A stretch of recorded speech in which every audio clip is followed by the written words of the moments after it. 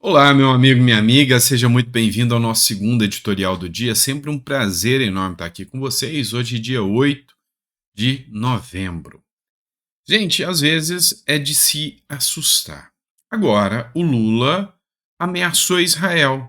A palavra é essa: Lula ameaça Israel e faz uma distorção da realidade sem precedentes.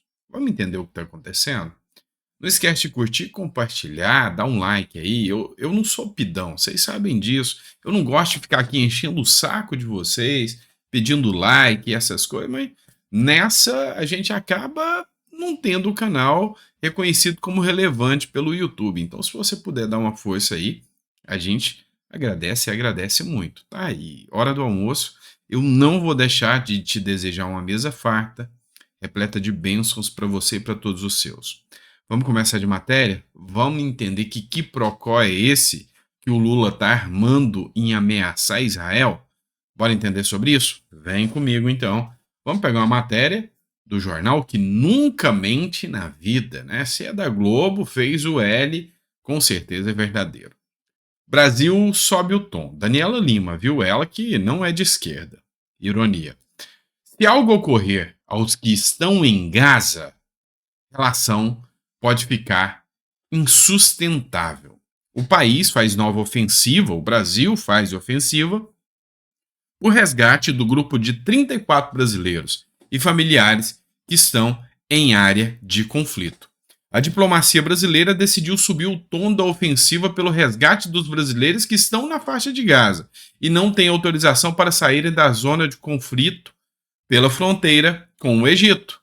O grupo é composto de 34 pessoas, 24 brasileiros e 10 palestinos, parentes desses brasileiros. A nova rodada de negociações envolve o chanceler Mauro Vieira, o assessor especial Celso Amorim, aquele que gosta de ir para Cuba, para a China, para a Rússia, tá? E o próprio presidente Lula, que também gosta de ir para Venezuela, Cuba, Rússia, Nicarágua.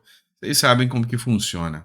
Segundo uma fonte que acompanha a nova tentativa de acelerar a saída dos brasileiros, a diplomacia de Lula tem ressaltado o peso do Brasil na América Latina e o ambiente controverso e crítico ao modo como Israel tem conduzido a resposta ao atentado do grupo terrorista Hamas, que inaugurou a guerra. Em 31 dias de conflito, são mais de 10 mil mortes, segundo o Ministério da Saúde de Gaza, que é composto que é controlado pelo Hamas.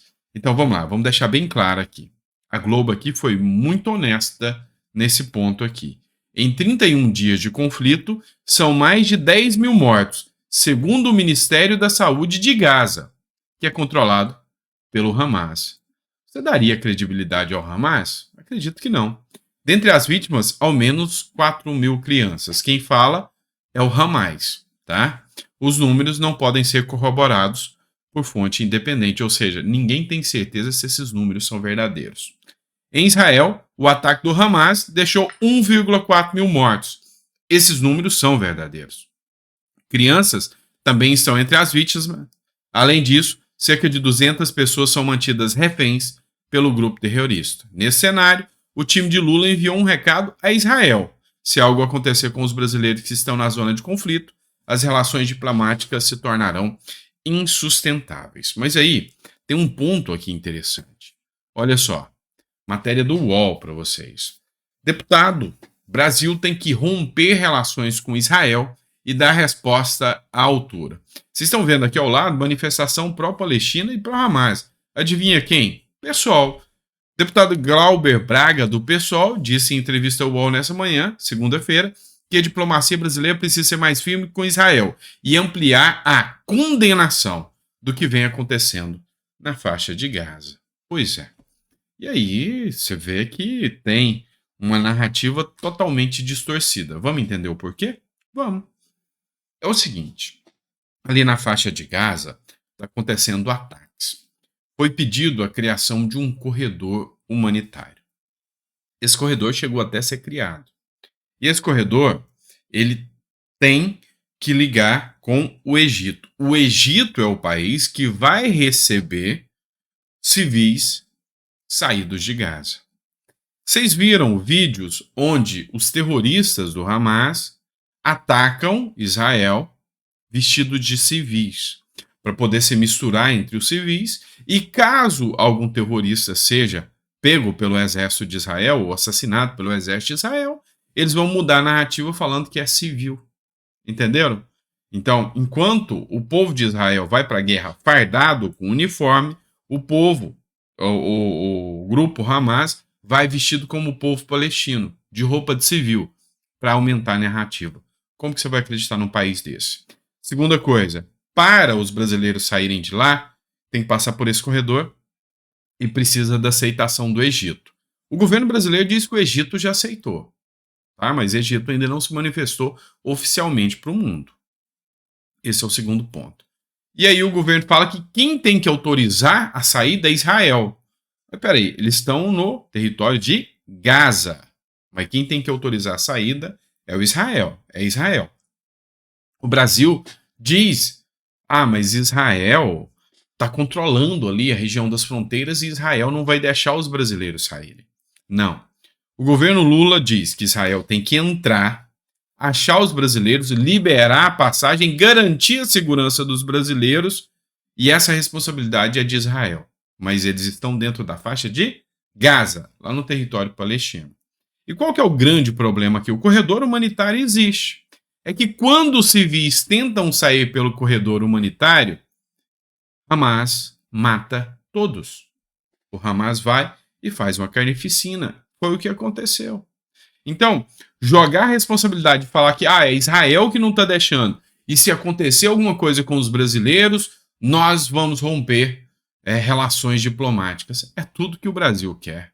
É tudo que o governo ideológico de Lula quer. Romper relações com Israel, com os Estados Unidos. Para eles, os imperialistas, é um governo regado à ideologia. Vocês viram no Enem o que acontece na guerra também.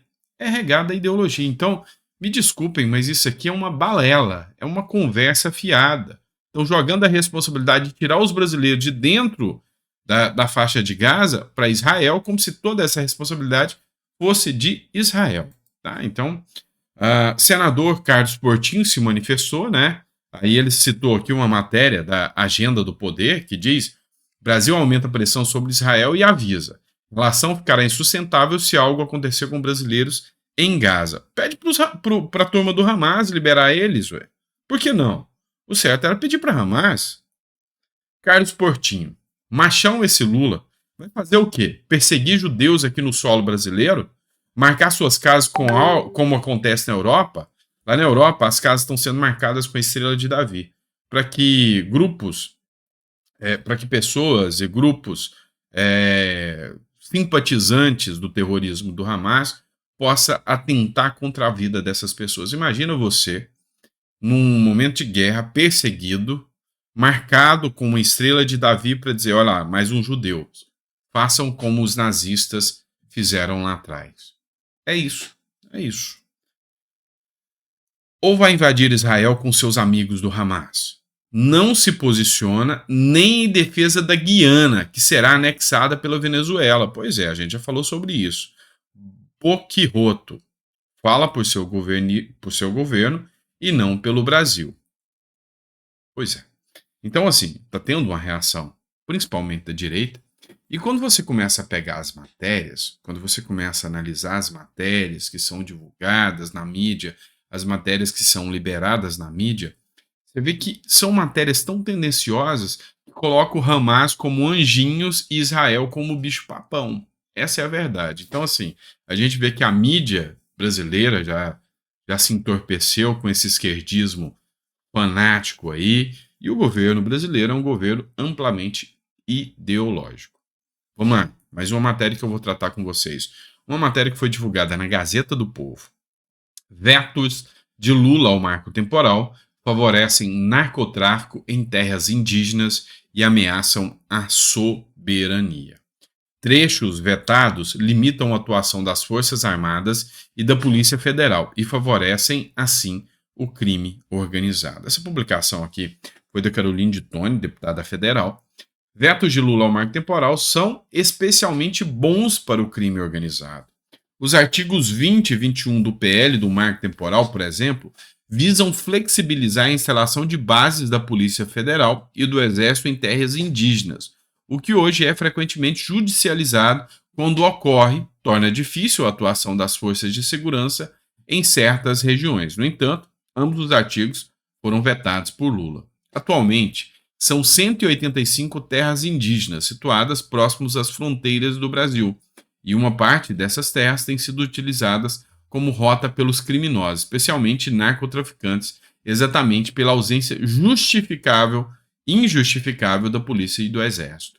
E com as forças de segurança impedidas de se instalar adequadamente em terras indígenas, o Brasil sai perdendo, os indígenas saem perdendo, embora a justificativa para esses vetos seja de que são áreas para usufruto exclusivo dos indígenas. Mas os criminosos, por sua vez, saem presenteados com facilidade para atuar.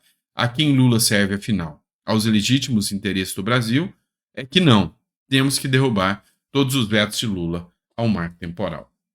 O marco temporal vai cair, tá? O Congresso vai derrubar os marcos temporal de Lula. Mas o que você precisa entender? Nós temos essas áreas, essas terras que são terras indígenas. Nessas terras indígenas, Lula vetou a possibilidade de instalar a base ali da Polícia Federal e do Exército. Mas quem é que bloqueia ou tem o papel de fiscalização e de impedir o narcotráfico nessas regiões das terras indígenas e amazônicas? Polícia Federal e Exército. E se é impedido da polícia e do Exército, e olha só que coisa louca, a polícia e o Exército ficam impedidos de entrar. Então, se eles entrarem, se não tiver autorização, o que é judicializado sempre, se eles entrarem, eles vão ser punidos. Os criminosos estão a bel prazer, livres. A gente leu uma editorial essa semana mostrando que o PCC está com um grande acordo com as Farc colombiana para fazer desse trecho rota do transporte do narcotráfico. Para quê? Passa ali da Colômbia, leva por essa região indígena até a zona do oceano para poder transportar ali drogas. E aí, mais um favoritismo, né? Mais uma coisa que favorece esse tipo de sistema. Não à toa, a gente viu algumas comemorações cabulosas aí quando Lula venceu. Pois é, eis o Brasil de hoje.